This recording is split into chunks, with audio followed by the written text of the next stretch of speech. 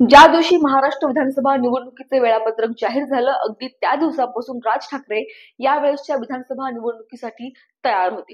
त्यांनी त्यांच्या कार्यकर्त्याला कामाला लागा असे आदेश सुद्धा दिले होते. यावेळेस त्यांनी 288 पैकी 125 जागेवरती त्यांचे उमेदवार उभे केले होते. यावेळेस राज ठाकरे आणि मनसेचा उत्साह काही वेगळाच होता. तो प्रचंड आणि दांडगा होता.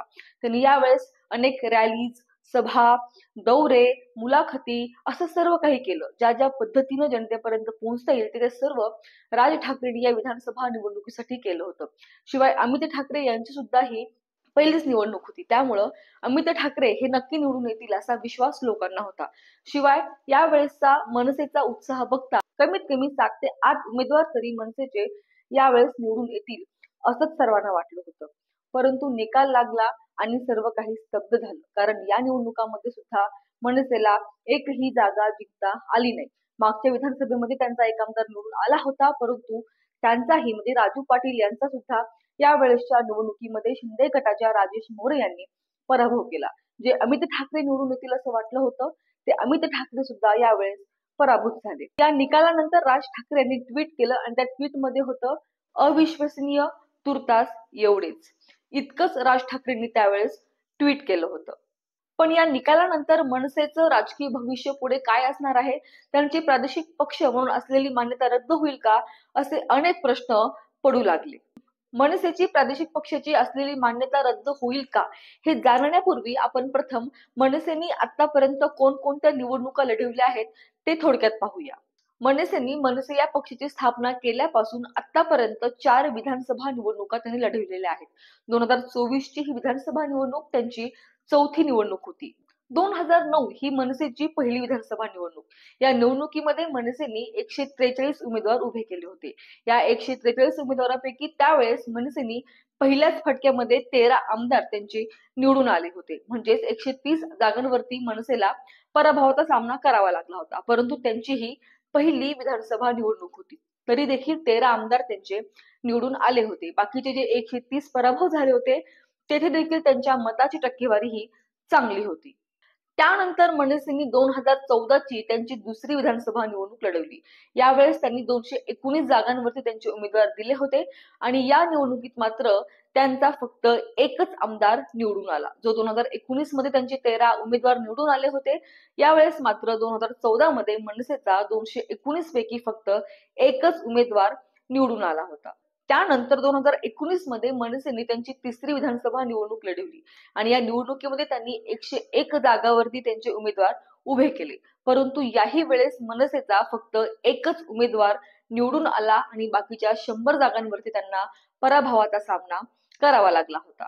त्यानंतर 2024 ची विधानसभा निवडणूक आली आणि या निवडणुकीमध्ये मनसेने त्यांचे 125 उमेदवार उभे केले. यावेळेस मनसेचा उत्साह चांगला होता, त्यामुळे मनसे कमीत कमी 7 ते 8 उमेदवार त्यांचे निवडून येतील असं वाटलं होतं. त्यात अमित ठाकरे हे निवडून येतील असं प्रत्येकानं वाटलं होतं. त्यात राजू पाटील हेही निवडून येतील असं वाटलं होतं. परंतु याही वेळेस मनसेला एकही जागा जिंकता आली नाही. जे आतापर्यंत एक त्यांचे उमेदवार निवडून येत होते, परंतु 2024च्या निवडणुकीमध्ये मनसेला त्यांचा एकही उमेदवार निवडून आणता आला नाही. म्हणजेच 2009 मध्ये त्यांनी पहिली निवडणूक लढवली आणि त्यामध्ये त्यांचे 13 उमेदवार निवडून आले. त्यानंतर 2014 मध्ये फक्त एक उमेदवार, 2019 मध्ये फक्त एक उमेदवार आणि 2024 मध्ये त्यांना यावेळेस एकही उमेदवार निवडून आणता आला नाही. आणि एकंदरीत त्या सर्व गोष्टीमुळे मनसेची प्रादेशिक पक्ष म्हणून असलेली मान्यता कायम राहील की ती रद्द होईल असा प्रश्न सर्वांपुढे आता उभा येऊन टाकला होता. आता सर्वप्रथम आपण हे बघूया की प्रादेशिक पक्ष म्हणून मान्यता मिळवण्याचे निकष काय काय आहेत ते. कोणत्याही पक्षाला राष्ट्रीय पक्ष आणि प्रादेशिक पक्ष म्हणून मान्यता मिळवण्यासाठी निवडणूक आयोगानं घालून दिलेले निकष पूर्ण करावे लागतात. ते निकष पूर्ण केल्यानंतर निवडणूक आयोग संबंधित पक्षाला राष्ट्रीय किंवा प्रादेशिक पक्षाचा दर्जा बहाल करते. पण ते नियम कोणकोणते आहेत ते एकदा बघूया.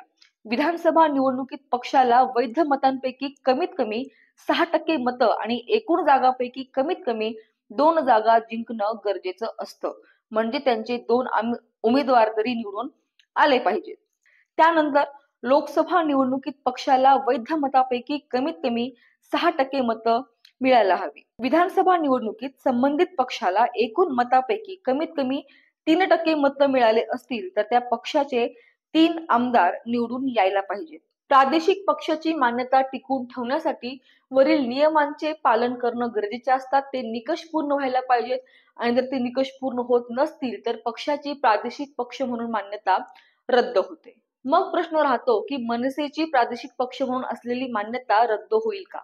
विधानसभेचा जो निकाल लागला त्या निकालावरून मनसेचा एकही उमेदवार निवडून आलेला नाही. शिवाय त्यांच्या मिळालेल्या मताची टक्केवारी सुद्धा 1.55% इतकी आहे.